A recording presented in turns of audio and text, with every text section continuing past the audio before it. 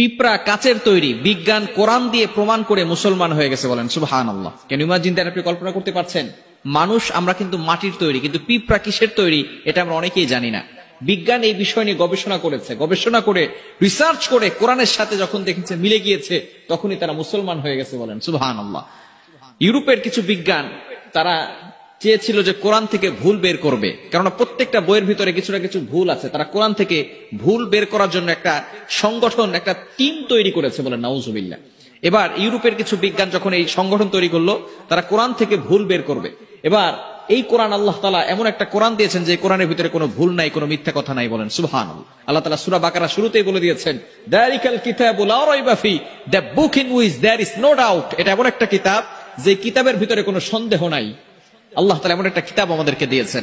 এবার তারা যখন ভুল বের করার জন্য গিয়েছে, তখন তারা একটা সূরা পেয়েছে, সূরাতুন নামলের একটা আয়াত পেয়েছে। সেই আয়াত থেকে তারা ভুল বের করার চেষ্টা করেছে। সেটা কি?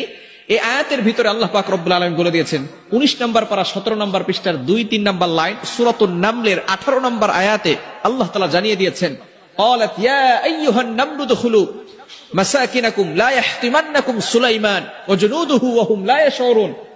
এই আয়াতের ভিতরে সুলাইমান আলাইহিস সালাম যখন তার বাহিনী নিয়ে সামনে অগ্রসর হচ্ছিল, তখন এক পিপীলিকার সর্দার, সে তার সকল পিপীলিকা বাহিনীকে বলেছিল যে তোমরা তোমাদের ঘরে